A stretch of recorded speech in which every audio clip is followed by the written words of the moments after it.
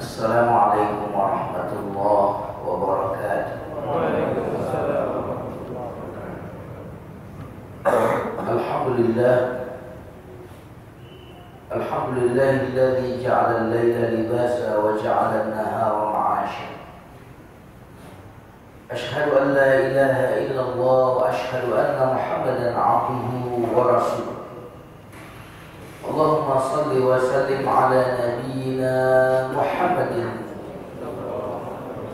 sallallahu alaihi wa sallam wa ala alihi wa ashabihi wa man sara ala nahjihi bi ihsanin ila yaumiddin. Mari kita awali dengan doa. Rabbi na'udzubika min hamazati syayatin wa na'udzubika rabbi an yahdurun. Allahumma akhrijna min dhulumatil jahli wal wahmi ila anwaril ma'rifati wal ilmi wa min wuhulish syahawat ila jannatil qurbat walhamdulillahi rabbil alamin. Mari kita baca basmalah. Bismillahirrahmanirrahim. Kita masuk hari ini fikih al-masajid, fikih tentang masjid.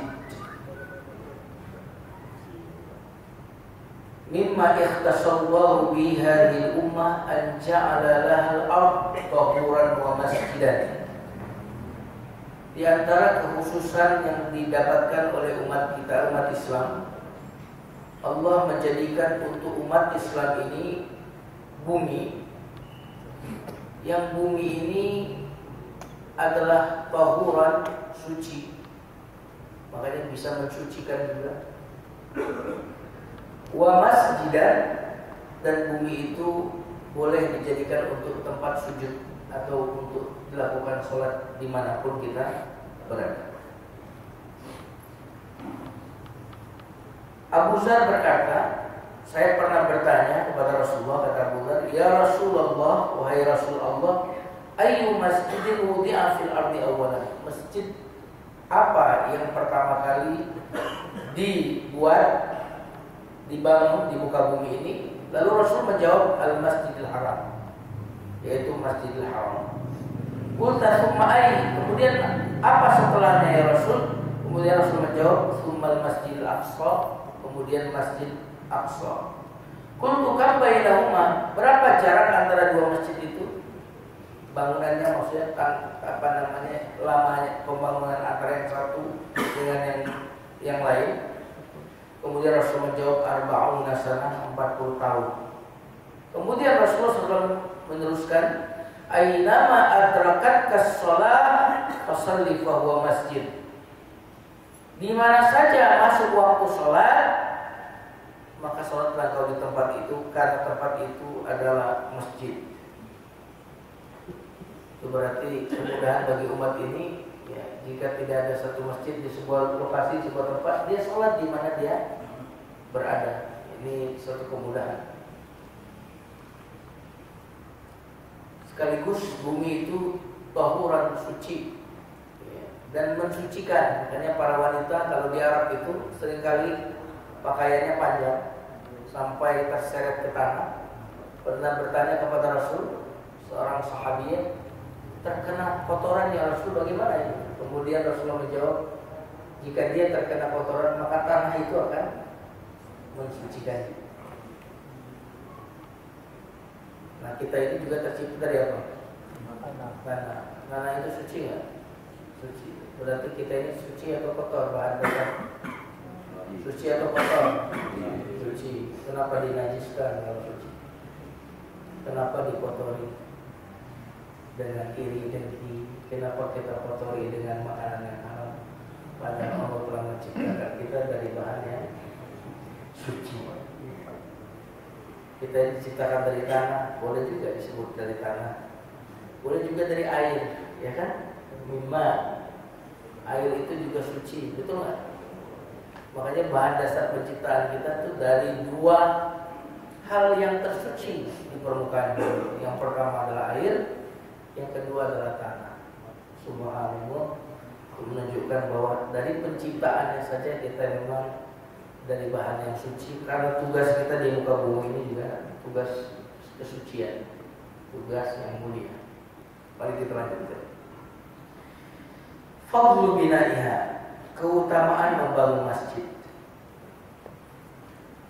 Dari Utsman Nabi sallallahu alaihi wasallam bahwa Rasulullah sallallahu alaihi bersabda, "Man bana lillahi masjidan yabtaghi bihi wajha Allah banallahu lahu baitan fil jannah." Muttafaqun alaih. Siapa yang membangun karena Allah suatu masjid, yang dengan membangun itu dia mencari wajah Allah dan keridhaannya, maka Allah membangun untuknya rumah di dalam surga. Tapi ini menarik, saya cari di dalam hadis-hadis tentang keutamaan bangun masjid, itu nggak ada yang menggunakan redaksi perintah. Bangunlah gitu kan. Saya memang lagi cari, jadi kalau ada yang tahu mohon di beritahu saya. Redaksi keutamaan membangun masjid itu tidak menggunakan bentuk perintah. Kalau perintah itu kan bangunlah gitu ya. Itu enggak. Ini enggak, bentuknya khobar. Bentuknya khobar, berita. Siapa yang membangun? Sama di Quran juga sama.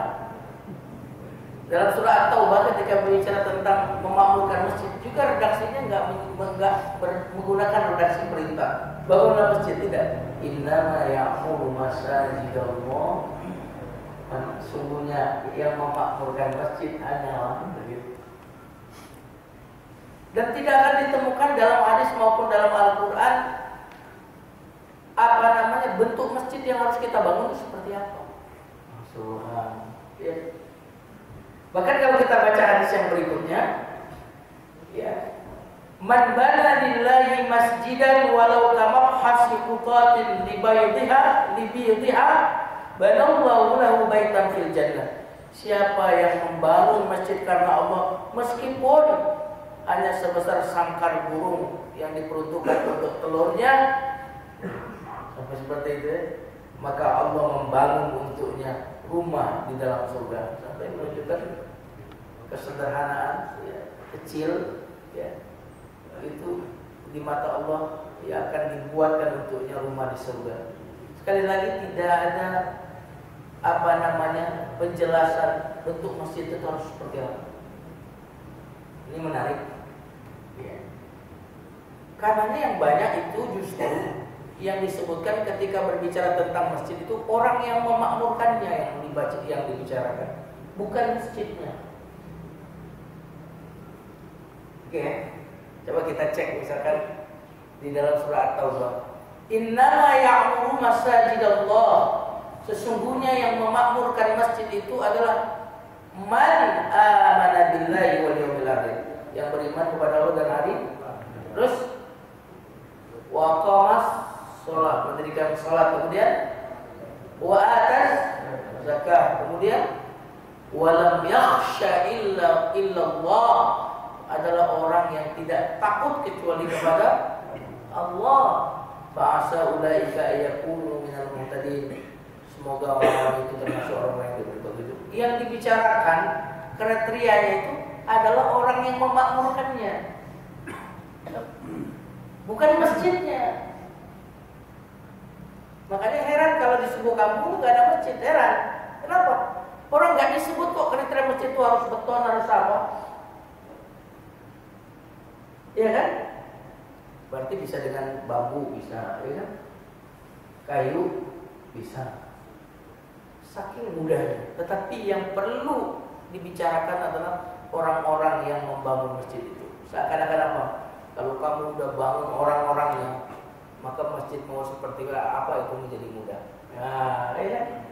Kalau orang-orangnya sudah dibangun, keimanannya kepada Allah, kepada hari akhir, dia adalah orang-orang yang gemar untuk mendirikan sholat, sosialnya, dan tidak takut kecuali Allah, maka itu soal masjid itu soal yang tidak susah bagi mereka. Kenapa?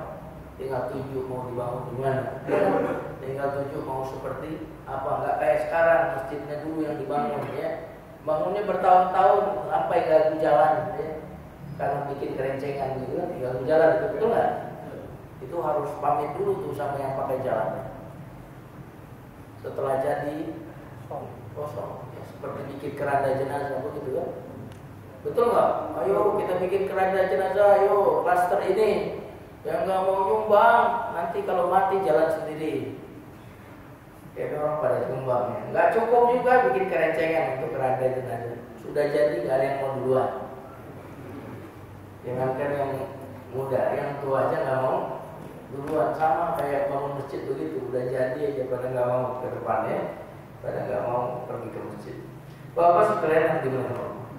Mari kita lanjutkan. Jadi sekali lagi poin yang kedua ini, membangun masjid redaksinya tidak menggunakan kata perintah. Ini menurut saya adalah sesuatu bahwa yang paling penting dibangun orang-orangnya. Kalau orang-orangnya tidak terbangun, masjid itu cepat sekali bisa dilihat. Tempat-tempat yang anak muda berkumpul di situ, orang-orang yang sudah ngaji di mana-mana, sudah pemahaman Islamnya bagus, cepat sekali masjid. Mari kita lanjutkan. Ad-du'a inda tawajjuh ilaiha. Ya. Doa ketika kita mengarah ke masjid, menuju masjid. Qala Ummu Salamah, Ummu Salamah berkata, kana Rasulullah sallallahu alaihi wasallam idza kharaja min baitihi qala Bismillah tawakkaltu 'ala Allah, Allahumma inni a'udzubika min an adil aw udal aw azil aw uzal aw adlim aw udlan aw ajhal aw yujhal alayya. Adalah Rasulullah kalau keluar dari rumahnya, ya baik ini menuju masjid atau tidak, beliau keluar dari rumahnya mengucapkan doa Bismillah tawakkaltu 'ala Allah, dengan nama Allah aku bertawakal kepada Allah. Ya Allah, aku berlindung kepadamu dari menyesatkan dan disesatkan. Ini maknanya dalam. Sesatkan dan disesatkan, bisa jadi nggak tahu jalan, sesat, gitu ya. Betul nggak? Atau nanya orang, orangnya sok tahu kan gitu, padahal nggak tahu sono. Padahal kan banyak orang yang begitu ya. Bisa juga ya kalau kita keluar rumah, ya bisa jadi ketemu orang-orang yang kemudian ya membuat akidah kita menjadi sesat. Lebih luas lagi. Au asil au usal, atau aku tergelincir.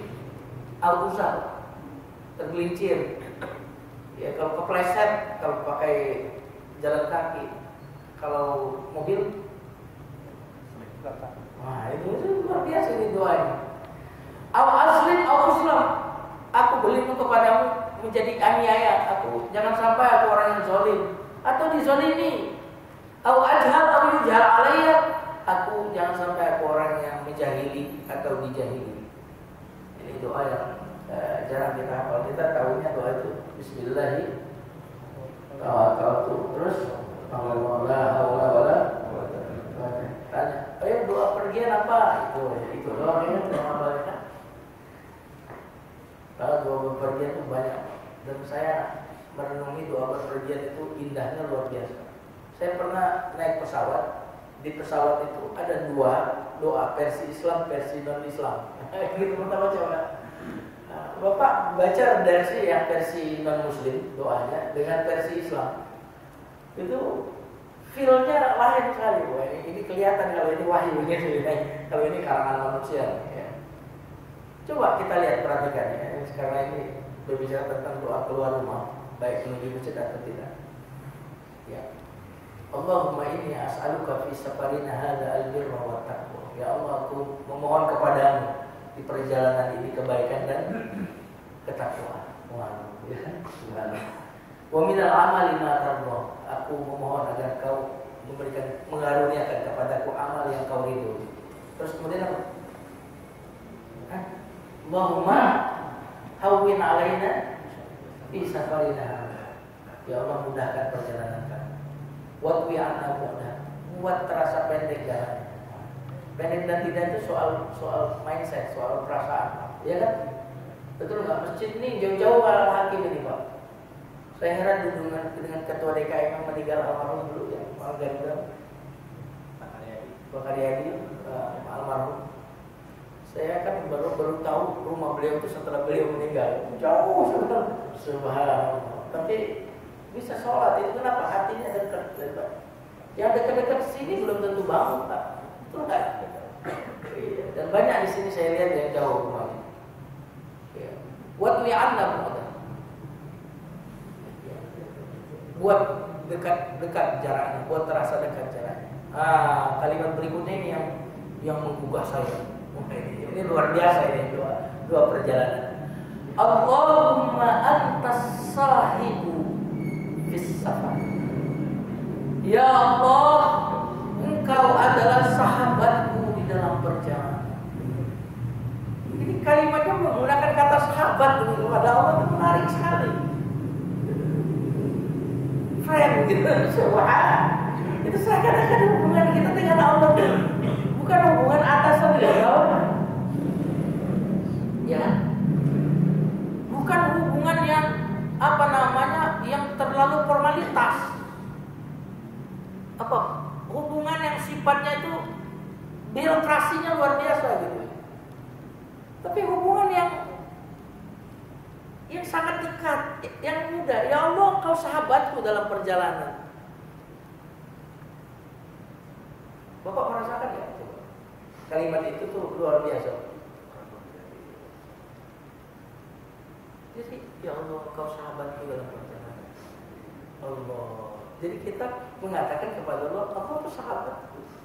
Subhanallah. Artinya apa kalau sahabat? Ya teman ngobrol gitu ya, teman sharing, terus apa lagi? Allahu Akbar. Sekaligus orang mukmin itu merasakan kebersamaan dengan Allah bukan hanya di waktu sholat, gitu ya.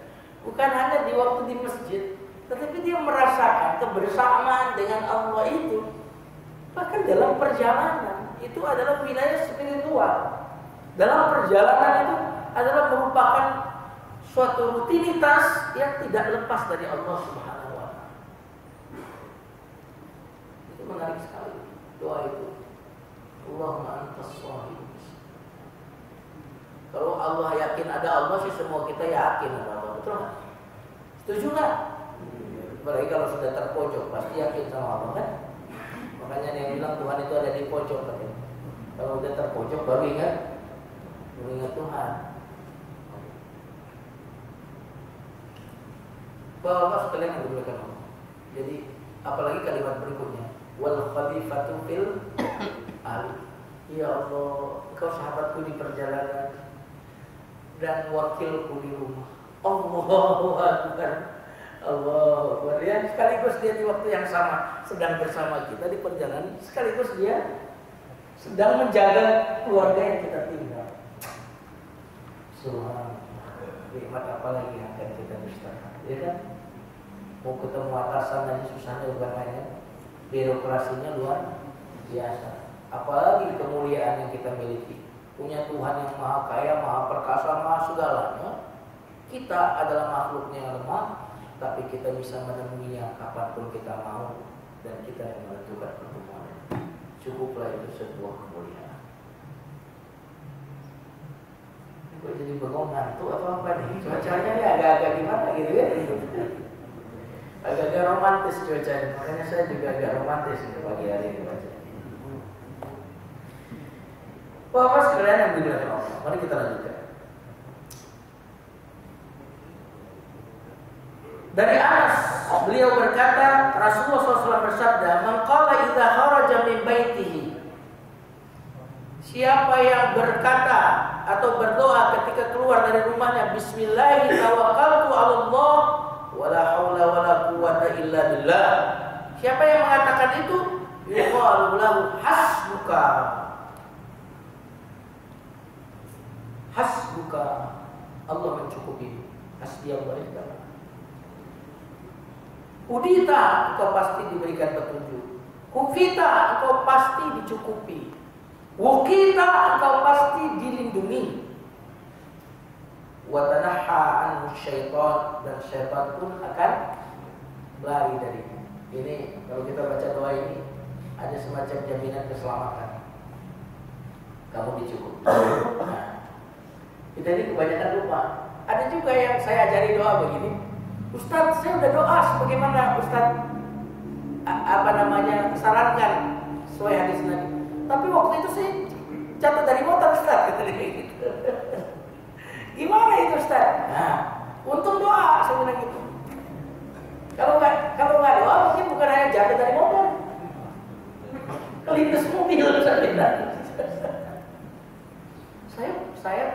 waktu mau pulang kampung Pak, mengamalkan doa ini. Doa ya Pak, saya bilang, saya biasanya kalau bawa mobil langsung ayo doa sengaja supaya ngingetin yang lain gitu ya. Nah, itu mobil Kijang tua waktu itu. Kakak saya tanya, ini Kijangnya udah diservis belum? Sudah. Pulangnya habis sholat Id, di tol, masih di daerah Jakarta. Itu roda sebelah kiri copot depan Pak. Jadi mobilnya begini-gini. Untungnya ya nggak kebalik mobil itu. Dan rodanya Pak jatuh dari flyover itu jatuh ke bawah Pak. Jadi nyari rodanya itu juga lama gitu.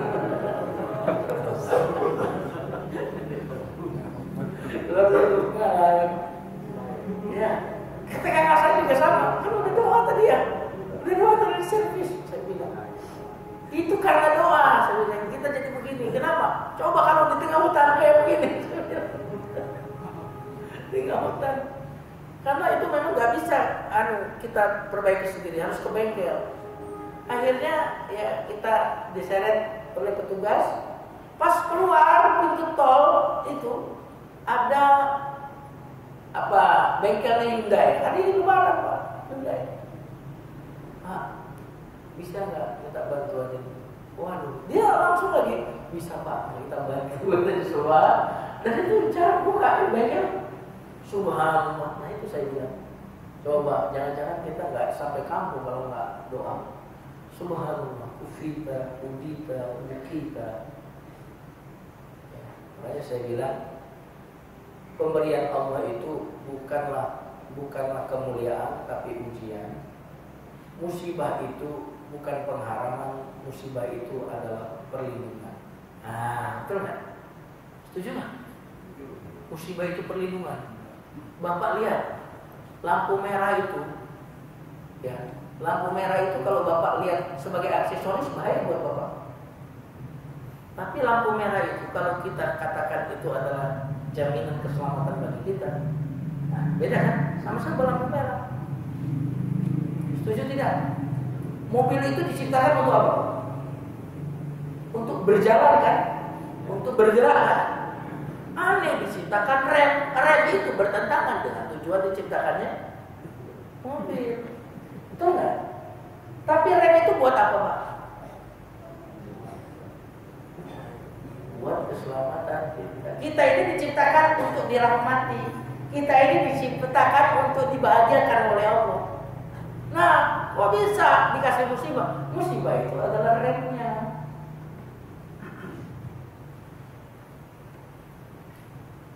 Setuju? Ini bahas pikir kok nggak ceramahnya begini ya, bahas pikir. Ya, pikir kalau begini ngantuk semua. Mari kita lanjutkan. Dari Ibnu Abbas bahwa Rasulullah SAW keluar dari rumah lalu berdoa. Nah, ini doanya panjang ini, yang berikutnya.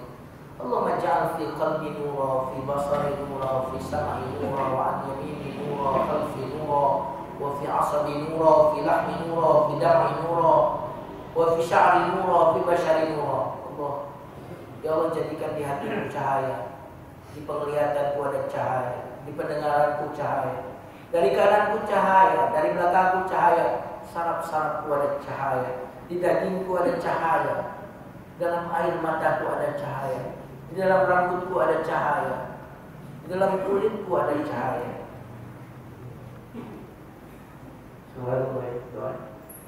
Makanya Nabi itu 24 jam itu nggak pernah putus dari Allah.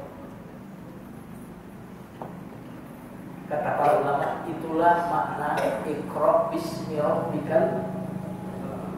Jadi semenjak turun Iqra bismi rabbikal ladzi khalaq, semenjak itu juga Nabi ini setiap aktivitasnya pasti bismi rabbikal, pasti menyebut nama Allah, pasti berzikir. Itu salah satu tafsir. Makanya setelah dari kamar mandi keluar doanya Ghufranaka, ya kan gitu kan, salah satu doanya. Aku minta ampun kepadamu. Kenapa Rasul minta ampun, salah apa? Nah, biasanya saya selalu berzikir menyebut namamu, tapi di toilet nggak pantas namamu disebut. Maka aku minta ampun tidak menyebutmu. Ya. 24 jam. Surga kalau kita lupa doa tapi nggak pernah minta ampun ya. Bedanya kita dengan Nabi itu memang tipis-tipis ya, betul nggak? Nabi sedikit makan, kita sedikit-sedikit makan, gitu ya. Nabi sedikit tidur, kita sedikit-sedikit tidur. Pokoknya kalau ada yang tidur sini yang mirip-mirip Nabi lah.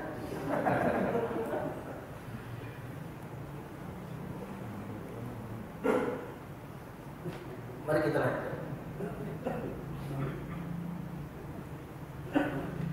Dalam riwayat yang lain, ya, dari Abi Sa'id bahwa Rasulullah SAW berkata, apabila seorang keluar dari rumahnya untuk sholat, hendaklah dia berdoa, Allahumma inni as'aluka bihaqqis sa'ilina 'alaika wa bihaqqi mamsyaya hadha fa inni lam akhlu syarran wala bataran wala riya'an wala sum'atan kharajtu ittiqa'a sukhtika wa ibtigha'a mardatika as'aluka an tunqidhani minan nar wa an taghfira li dhunubi innahu la yaghfiru dhunuba illa anta waqalallahu bi 70,000 malak yastaghfiruna lahu wa aqbalallahu alaihi wa hatta yaqda salat. Apabila seseorang keluar dari rumahnya untuk sholat, hendaklah dia berdoa, ya Allah, aku memohon kepadamu dengan haknya orang-orang yang meminta, dengan haknya perjalananku ini. Sungguhnya aku tidak keluar untuk keburukan dan kesombongan, serta tidak keluar karena riya atau sum'ah. Aku keluar, ya Allah, dari rumahku untuk menghindari murkamu dan mencari ridhomu. Ya Allah, aku memohon Engkau menyelamatkanku dari neraka. Engkau ampuni dosa-dosaku. Sesungguhnya tidak ada yang mengampuni dosa kecuali Engkau, ya Allah. Maka Allah akan menurunkan untuknya 70 ribu malaikat yang meminta ampun untuknya. Dan Allah akan menghadapkan wajahnya kepada orang ini sampai dia selesai sholat. Subhanallah. Tapi yang menarik dari kalimat-kalimat tadi, saya ingin mengatakan Nabi itu romantis banget ya hubungannya dengan Allah. Romantis. Kita itu kalau lagi susah doang baru romantis hubungannya dengan Allah. Ya kan, betul kan? Kalau lagi kena musibah, utang banyak, ya anaknya sakit gak sembuh-sembuh, ya Allah, netes air mata. Kalau Nabi itu dia, subhanallah. Makanya kadang-kadang musibah itu membuat kita mencicipi nikmatnya dekat kepada Allah. Musibah itu kadang-kadang mengajarkan kita cara berdoa. Betul. Musibah itu mengajarkan kita cara berdoa. Tapi jangan minta musibah ya. Jangan minta musibah, nggak boleh minta musibah. Tapi musibah itu kalau sudah datang, subhanallah, kita mengadakan raditu billah ya Rabbah bil Islam di Nabi Muhammad sallallahu alaihi wasallam nabiyyan wa rasul. Mari kita lanjutkan. Itu keluar rumah ya. Yang berikutnya adalah doa ketika memasuki masjid dan ketika keluar dari masjid. Ya sunnu liman arada dukhulal masjid ayyadkhula bi rijlihil yumna. Disunahkan orang yang masuk masjid untuk masuk dengan kakinya yang kanan, lalu berdoa, a'udzubillahi al-azim wa biwajhihil karim wa sultanil qadim minasyaitonir rajim. Baru berdoa. Boleh salawat dulu ya. Boleh Allahumma ighfir li dhunubi waftah li abwaab rahmatik. Ada yang singkat, ada yang panjang. Ini doa masuk Masjidil Haram juga ini kalau kita mau umroh. Wa idza arada al-khuruj kharaja bi rijlihil yusra. Kalau dia keluar dari masjid, keluarlah hendaklah dengan kaki kiri, lalu berdoa bismillah. Allahumma shalli ala Muhammad. Allahumma ighfir li dhunubi waftah li abwaab fadlika. Allahumma asimni minasyaitonir rajim. Bisanya juga kalau pendek, Allahumma inni as'aluka min fadlik, bisa juga ya. Ada versi pendek, ada versi panjang. Ini yang versi panjang. Ternyata dalam Islam kanan kiri itu penting ya. Betul ya? Kalau orang zaman sekarang katanya otak kanan, otak kiri. Ya kan? Otak kiri itu contohnya apa? Kaya dulu baru bersedekah, itu otak kiri. Kalau otak kanan sedekah dulu baru kaya, kan gitu. Betul nggak? Kalau otak kiri itu nyaman dulu baru bisnis. Kalau otak kanan enggak. Wah, ya, lagi nggak punya nggak apa justru bisnis gitu ya. Iya kan gitu. Tak kanan. Makanya yang kiri-kiri kan orang yang suka naik bis kan kiri.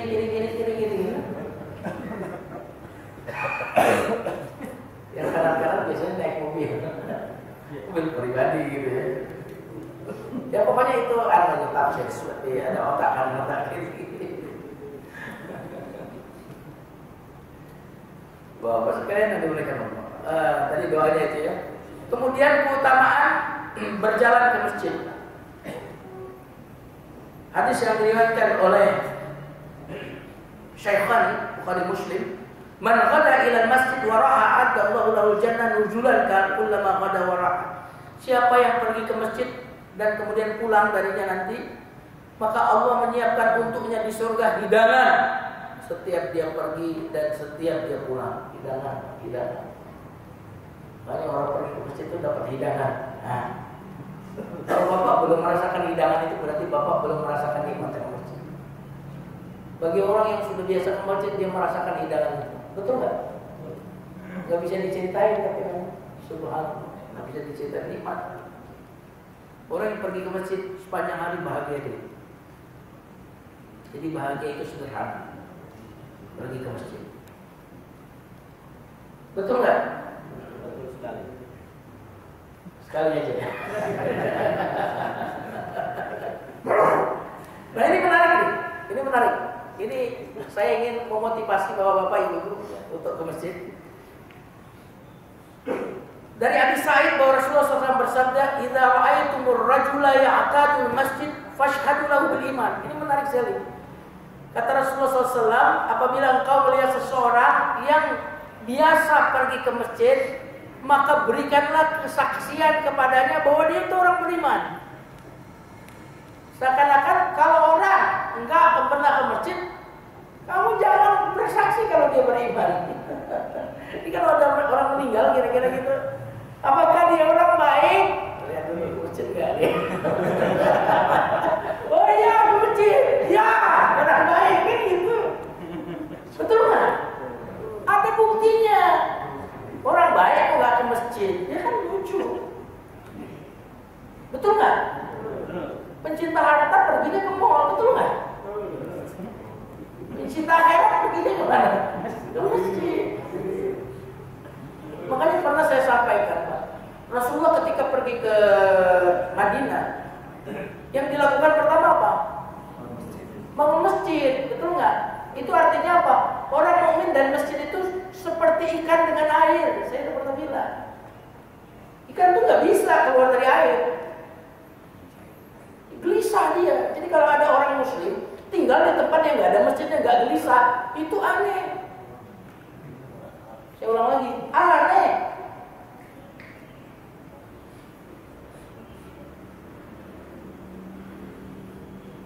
Jadi orang mukmin itu pas mau beli rumah, masjidnya mana? Masjidnya mana? Itu orang mukmin. Tapi kalau orang nggak beriman, mallnya di mana mallnya? Mallnya dulu yang ditanya.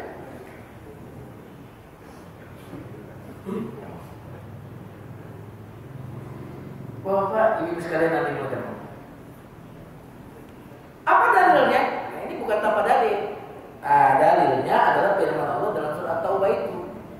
Innama ya'muru masajidallah man amana billah.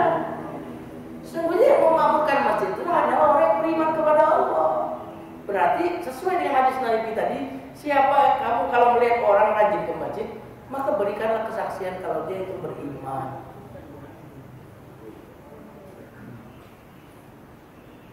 Karena Allah berfirman, sesungguhnya yang memakmurkan masjid hanyalah orang yang beriman. Mudah-mudahan di sini semuanya sudah tertulis sebagai orang yang beriman. Amin.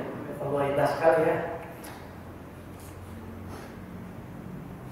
Dalam hadis yang diriwayatkan Muslim, Rasulullah bersabda, siapa yang bersuci di rumahnya kemudian berjalan ke masjid untuk melaksanakan fardhu, salat fardu, maka langkah-langkahnya satunya menghapuskan dosa dan langkah yang lainnya itu mengangkat derajatnya di sisi Allah.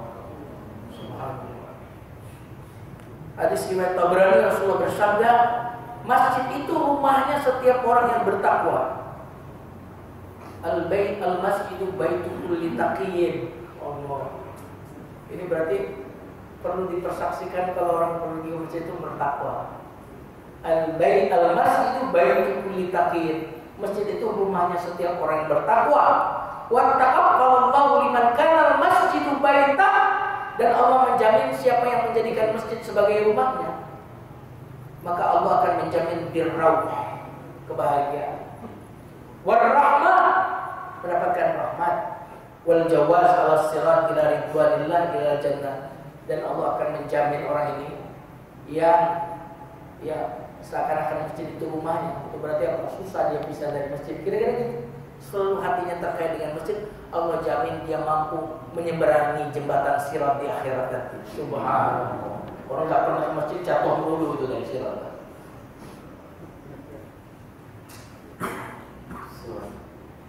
Karena para ulama mengatakan siratal mustaqim di dunia dengan siratal mustaqim di akhirat itu ada hubungannya. Jadi kalau kita di dunia ini lurus hidupnya, tidak melanggar, maka di sana nanti juga cepat jalannya, gitu. Di sirat yang di akhirat. Tapi kalau di dunia ini belok-belok gitu ya, kira-gitu ya. Ya, yang haram juga, yang syubhat juga, itu jatuh, naik lagi, sama di sana nanti dulu. Kemudian masuk poin berikutnya, ya, tahiyatul masjid. Rasulullah SAW bersabda, "Idza jaa ahadukum al-masjid falyusalli sajdatayn min qabli an yajlisa." Apabila salah seorang di antara kalian masuk masjid, hendaklah dia sholat 2 rakaat sebelum dia duduk. Ya, jadi jangan duduk dulu baru sholat 2 rakaat masuk masjid. Kadang-kadang ngobrol dulu baru sholat 2 rakaat. Jadi masuk tuh langsung sholat. Kalau bisa hindari dulu salaman sama yang lain, sholat dulu.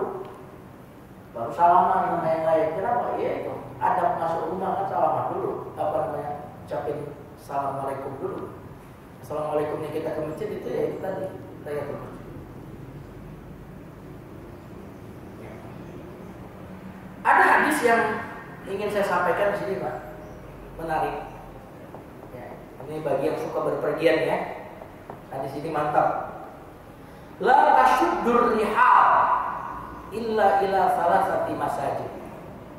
Janganlah kalian sangat menginginkan berpergian, menyiapkan kendaraan untuk berpergian, jangan kecuali ke 3 masjid.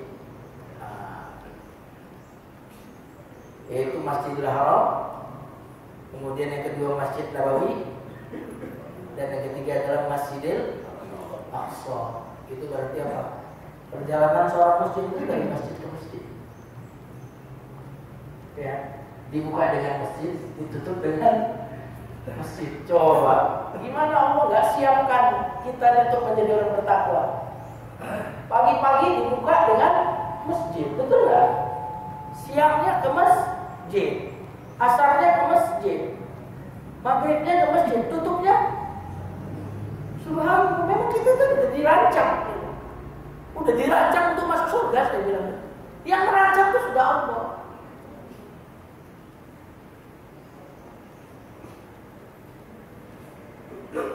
Makanya kalau anak-anak kita mau aman, itu aja. Dia rajin ke masjid aja, insya Allah aman. Jangan sampai ke mall lebih sering daripada ke masjid. Nongkrong lebih sering, nah itu susah tuh. Anak yang biasa ke masjid, insya Allah. Oke, berikutnya ini penting. Zukhrufatul masajid. Kita berbicara tentang kemewahan masjid. Ya, bagaimana masjid-masjid mewah? Dari Anas bahwa Rasulullah SAW bersabda, "La taqumus saa'ah hatta yatabahan nas bil masajid." Tidak akan terjadi hari kiamat sampai orang-orang itu bermegah-megah untuk bangun masjid megah-megah. Ya. Ada yang emas kubahnya, betul nggak? Tetangganya nggak makan, begitu ada ya. Mending, iya, emas kubahnya. Jamaahnya subuh cuma 2 orang. Ada yang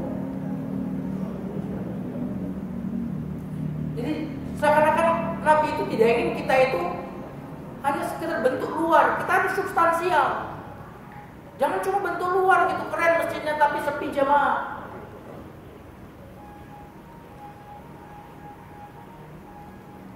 Banyak jamaah sepi petunjuk, begitu. Ada masjid sepi jamaah, ada jamaah sepi petunjuk. Coba jamaah kan banyak sepi petunjuk, punya dangdutan, bukan jamaahnya banyak kan? Sepi petunjuk, nggak ada petunjuk.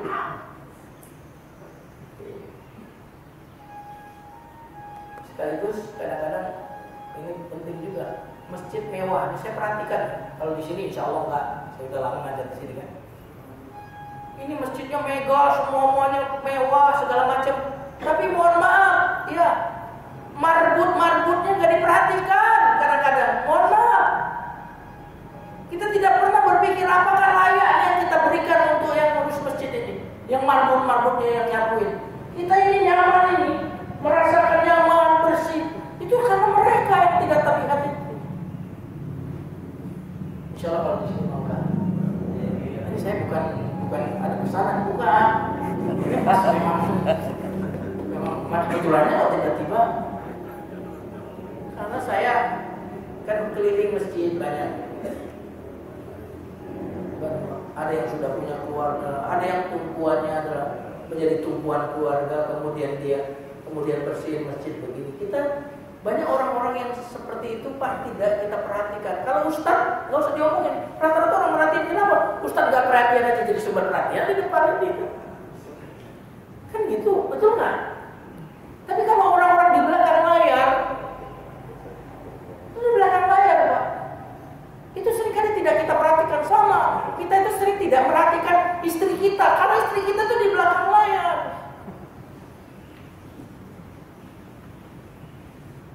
Seperti besi dia di dalam.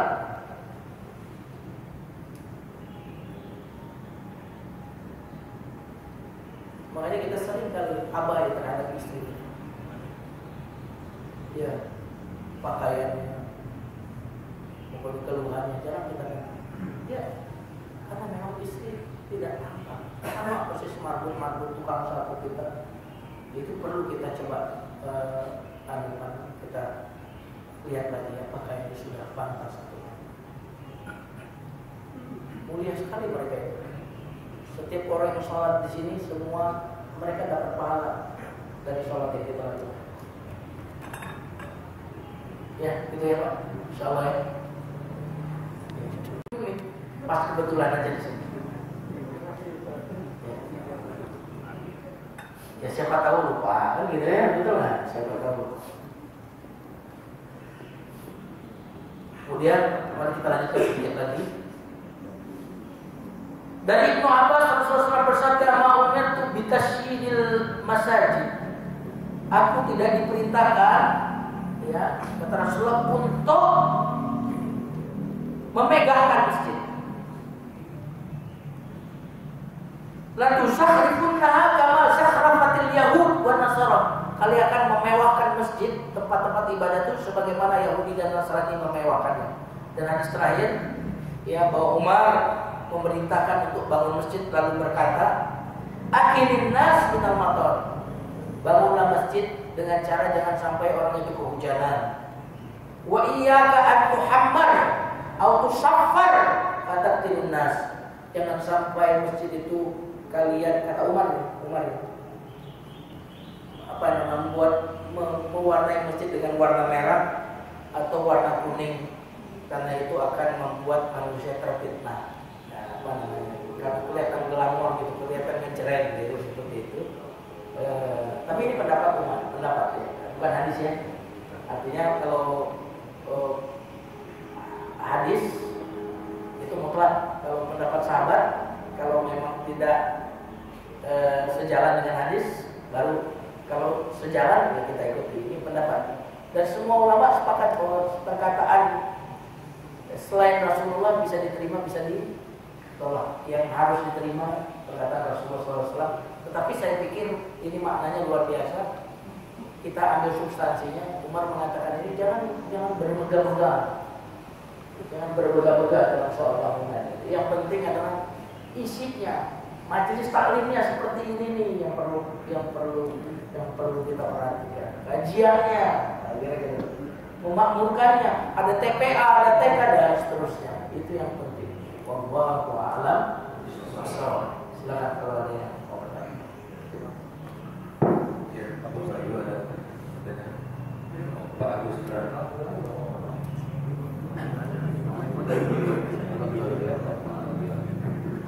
Bismillahirrahmanirrahim. Assalamualaikum warahmatullahi wabarakatuh. Waalaikumsalam. Ustaz, tadi dikatakan bahwa Masjidil Aqsa dibangun 40 tahun setelah Masjidil Haram. Ya. Nah, itu tolok ukurnya karena dari riwayat mengatakan bahwa Masjidil Haram itu sebelum Nabi Adam diciptakan sudah ada bangun oleh mereka. Yang kedua, masjid ini definisinya apa luas bangunan atau jumlah jemaah, Pak Ustaz? Karena saya melihat ada musola yang lebih besar dari masjid.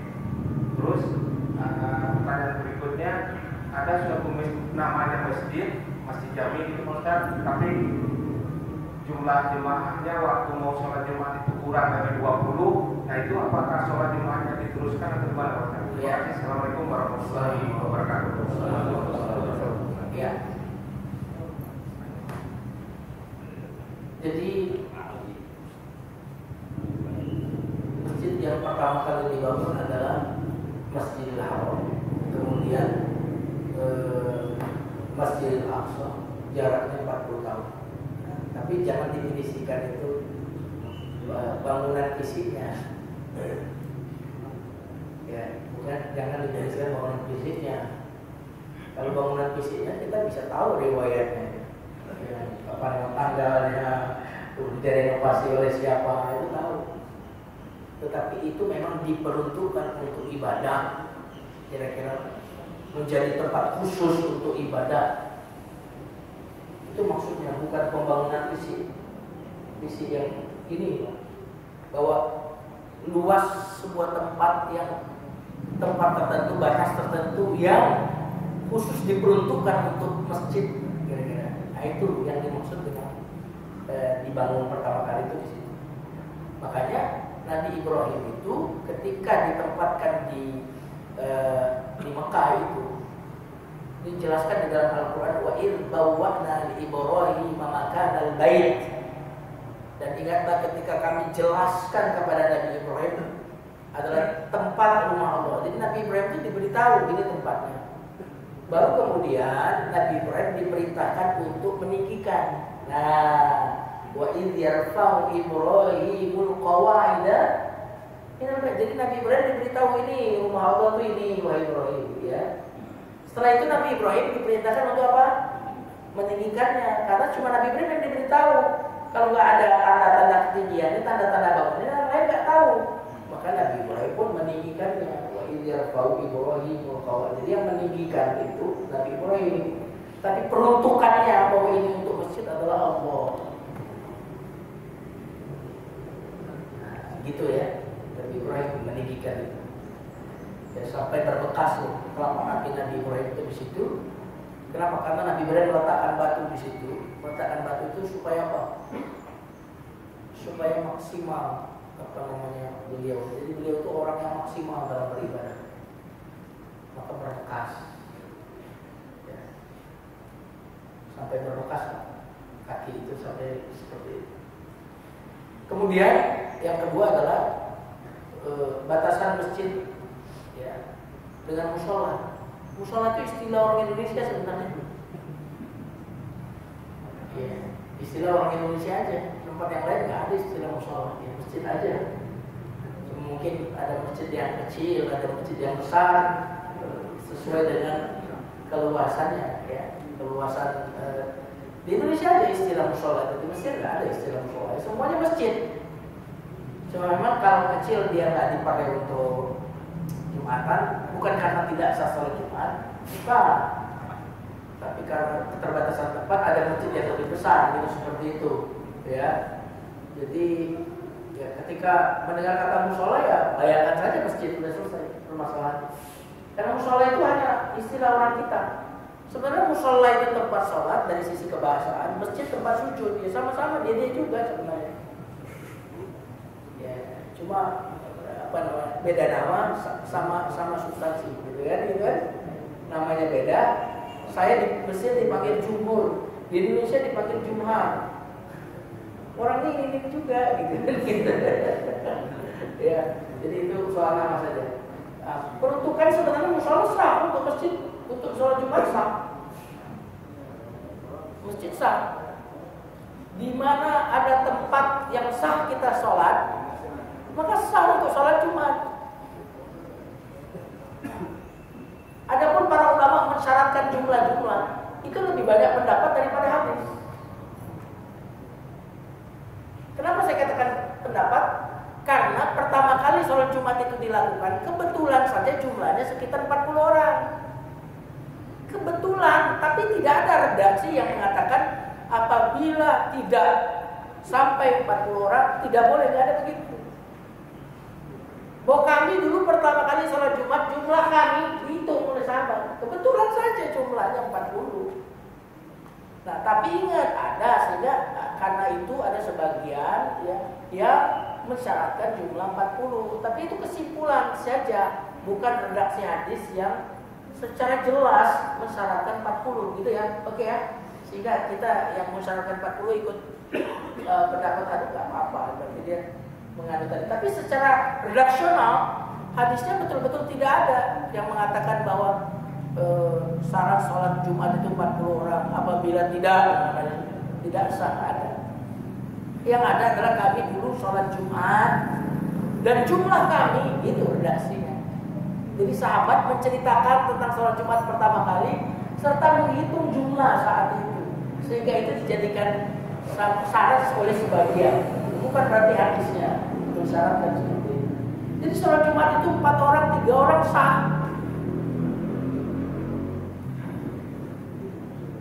Oke, Allah a'lam.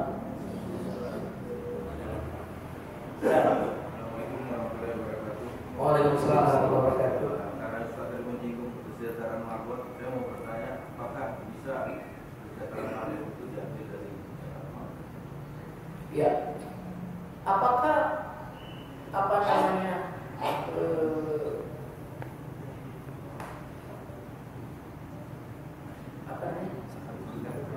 marbot itu bisa diambil dari zakat mal? Sekali lagi itu akan masuk nanti di penafsiran itu wa fi sabilillah innamas shadaqatu lil fuqara wal masakin. Lihat dulu marbutnya fuqara atau masakin. Tapi kalau nggak masuk di sini, ya dia masuk ke bawah ya. Fuqara wal 'amilina 'alaiha. Mereka ikut ini nggak dalam pengelolaan zakat mal di sini? Kalau mereka ikut mengelola, mereka juga dapat dari jatah ini. Wal mu'allafati qulubuhum. Orang perlu dijinakkan hatinya. Saya pikir nggak masuk di sini mu'allaf. Mu'allaf itu bukan masuk Islam ya. Kita seringkali mu'allaf masuk Islam. Wal mu'allafati qulubuhum itu orang yang perlu dijinakkan. Makanya kalau ada preman, kalau kita kasih duit jadi rajin ke masjid, itu juga mu'allaf. Iya. Orang kalau kita kasih uang nggak ganggu dakwah saja sudah lumayan. Mu'allaf itu aslinya bukan masuk Islam. Nggak ada dalam istilah-istilah Islam itu hanya orang Indonesia juga nyebut mu'allaf itu masuk Islam. Itu salah satu saja orang yang perlu dijinakkan. Pokoknya orang-orang memusuhi masjid kira-kira gitu. Kalau kita kasih uang jadi nggak musuhin. Wasir riqab, ya, orang-orang yang ya seperti budak, wal gharibin, orang yang berhutang, wa fi sabilillah, ya fi sabilillah, maksudnya di fisabilillah mungkin karena mereka di jalan untuk kebaikan. Semua kegiatan di masjid ini yang di jalan Allah ini nggak bisa berjalan tanpa mereka. Bisa dari situ. Allah. Assalamualaikum warahmatullahi wabarakatuh. kadang masjid itu juga bisa jadi sumber kekecewaan, sumber jadi membuat orang menggerutu, kecewa. Misalnya begini Pak Ustaz, ada masjid atau musola yang memasang mic-nya itu keras-keras. Kemudian semua aktivitas itu dilakukan dengan mic. Misalnya setelah sholat mau zikir, tahlil, kemudian juga kalau ada pengajian kadang-kadang anak-anak nyanyi keras-keras, kemudian juga segala aktivitasnya itu dicurahkan melalui loudspeaker yang begitu keras, bahkan 1-2 kilometer kedengaran gitu. Sehingga orang yang di sekitar itu yang Islam aja itu sangat menggerutu setiap hari. Apalagi kalau itu katakan waktu subuh, ibu-ibu kan sholat itu kan di rumah. Nah ibu-ibunya itu pada kecewa gitu, menggerutu, sehingga mereka nggak bisa khusyuk untuk sholat.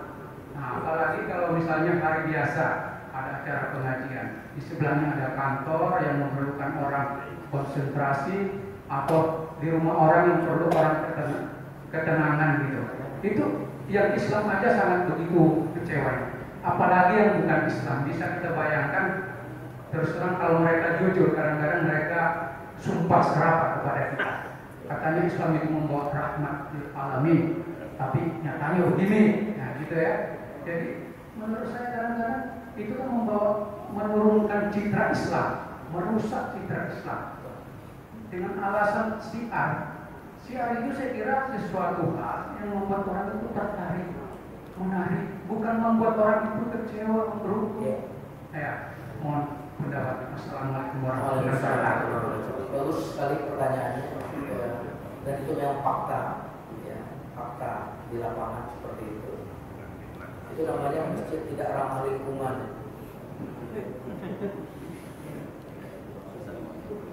Iya, masjid itu harus ramah lingkungan. Harus ramah lingkungan. Bagaimana orang mau tertarik ke masjid kalau masjidnya sendiri tidak ramah lingkungan? Itu dari sisi itu. Kedua, tidak boleh mengganggu tetangga. Para ulama mengatakan termasuk mengganggu tetangga, kita baca Quran keras-keras. Baca Quran keras-keras saja. Padahal itu kan baca Qurannya ibadah, tapi tetangga terganggu, itu udah mengganggu tetangga. Dan tahukah kita mengganggu tetangga itu seperti apa? Wallahi la yu'min, wallahi la yu'min, wallahi la yu'min. Hadis sahih. Demi Allah tidak beriman, demi Allah tidak beriman, demi Allah tidak beriman. Siapa ya Rasul sampai Nabi bersyukur? Man la ya'manu jaru bawa'iqahu. Siapa yang tetangganya tidak aman dari gangguan. Makanya indikator keimanan itu dari etika kepada tetangga. Ya. Siapa yang beriman kepada Allah dan hari akhir, jangan dia mengganggu tetangganya. Saya heran, kalau di kampung itu, ya itu tadi, di kampung dulu mungkin, dulu itu nggak mengganggu, sekarang udah macam, di sebelahnya sudah ada komplek, sebelahnya sudah ada kantor. Akhirnya memang, ya, apa namanya, tokohnya harus kita deketin, tokohnya.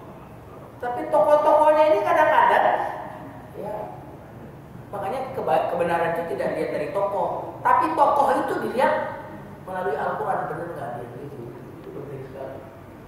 Dan memang agak sulit kalau di kampung-kampung itu untuk mana saya diterpok.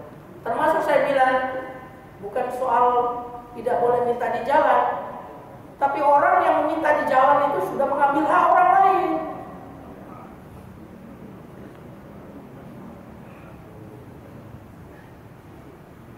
Itu apa tidak ada cara lain gitu. Saya ingin bacakan hadis Pak untuk menjawab apa yang Bapak sampaikan. Dari Ibnu Umar bahwa Rasulullah SAW keluar menemui sahabat yang sedang sholat dan suara mereka keras dengan bacaan. Lalu Rasul menjawab, sungguhnya orang yang sholat sedang bercakap-cakap dengan Tuhannya. Hendaklah dia melihat, ya, apa yang dia ucapkan kepada Tuhannya. Janganlah ya, sebagian kalian itu mengeraskan suaranya dengan Quran. Ya. Kemudian dari Abi Sa'id Al-Khudri, Rasulullah i'tikaf di masjid, kemudian mendengarkan para sahabat suaranya keras. Lalu Rasulullah SAW membuka kordengnya kalau kita bilang, lalu bersabda, sungguhnya semua kalian sedang munajat kepada Tuhan. Janganlah ya sebagian kalian mengganggu yang lain. Ya. Janganlah satu orang di antara kalian meninggikan suaranya di atas yang lain. Itu berarti sesama yang di sini saja itu kalau kita keras bacaannya mengganggu. Gak usah jauh-jauh Pak. Karena ada orang yang musollinya itu keras lama lagi. Musolli, Muhammad bisa kita udah dari tadi ya.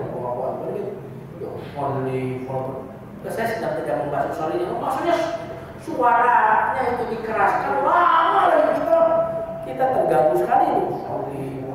Kita udah baca dia masih musolli. Udah gitu keras berulang takut bilang makanya kita takut banget ini kan gitu. Itu aja kita tuh berganggu itu. Sampai mohon maaf ya, dalam agama Islam tuh jangan kamu kalau habis makan bawang mentah, kalau orang Arab suka bawang mentah, jangan ke masjid. Itu bagaimana agama kita itu ramah lingkungan. Sampai aroma pun subhanallah. Termasuk ganggu tetangga, kamu masak tapi gak bagi tetangga, itu ganggu. Coba lihat begitu. Padahal kan kalau siang-siang nih, orang masak ikan asin kan, kita lagi lapar nih, tetangga masak ikan asin sama-sama terasi. Kita bilang gini, mantap banget. Keganggu atau malah menikmati? Keganggu atau malah menikmati? Tapi agama mengatakan, itu kamu udah ganggu dia, ayo bagi dia. Begitu. Lihat bagaimana agama ini ramah lingkungan. Maka keimanan kita tuh dilihat dari sikap kita kepada tetangga. Tidak akan masuk surga kecuali orang baik.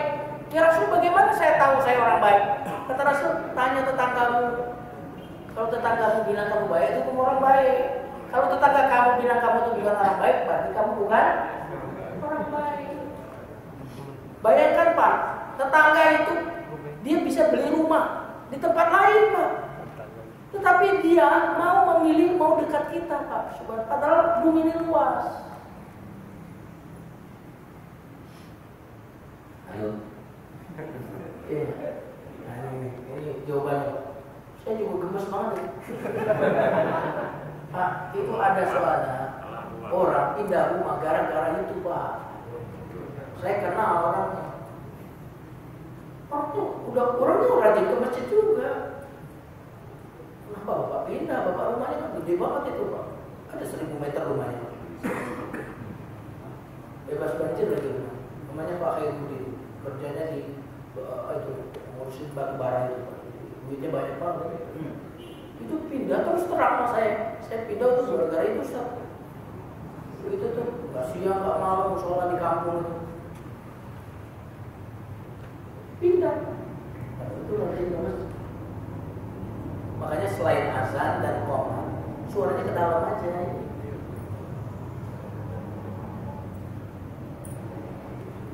Tapi kalau ada yang sakit gigi,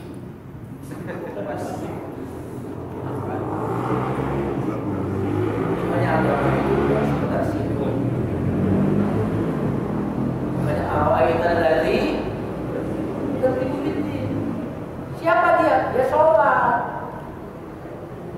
Bentuk luarnya sholat, tapi nggak substansial. Kenapa? Bayar naunal.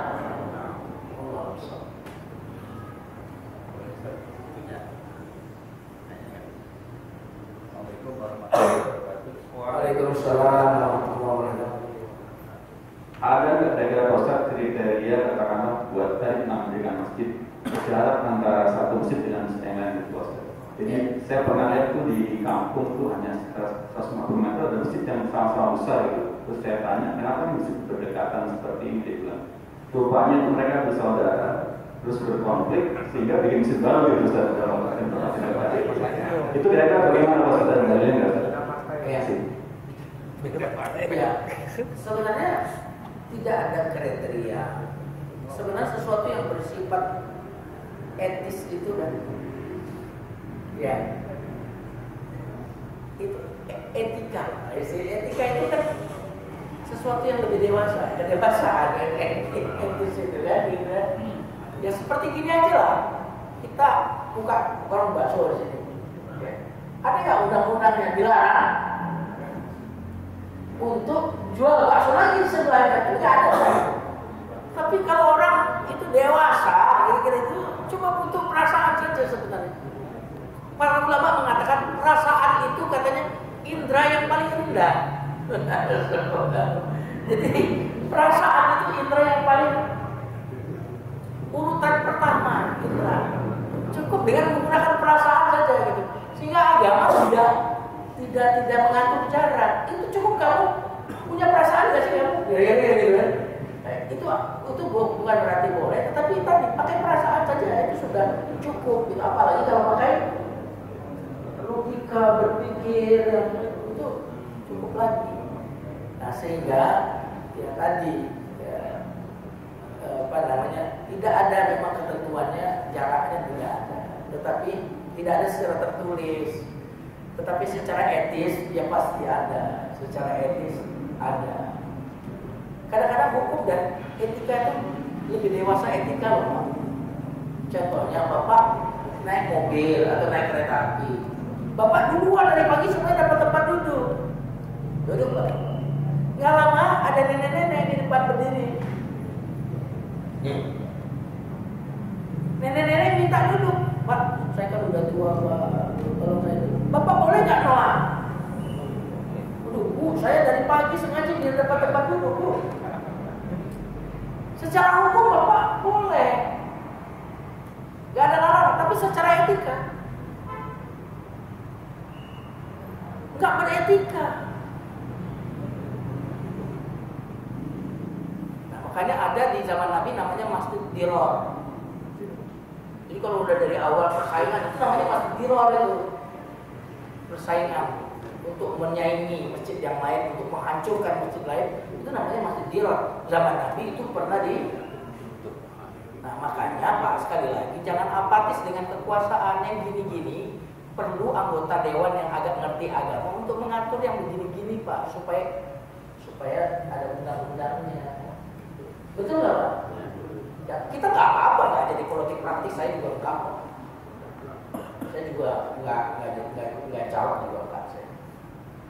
Tapi yang gini-gini ini penting untuk diatur supaya tadi keluhan-keluhan kita tadi menjadi sebuah produk undang-undang, sehingga umat ini makin menyatu. Nggak dikit-dikit konflik bikin masjid, ya tersinggung bikin masjid, kan gitu.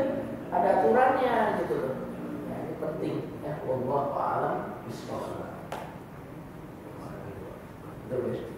Mari kita doa. Wa ala alihi wa sahbihi ajma'in. Alhamdulillahi rabbil alamin. Hamdan yuwafi ni'amahu wa yukafi mazidah. Ya Rabbana lakal hamdu kama yanbaghi li jalali wajhikal karim wa 'azimi sultanik. Wa manfa'na bima 'allamtana wa 'allimna ma yanfa'una wa zidna 'ilma. Ij'alna mimma yastami'una al-qawla fayattabi'una ahsanah.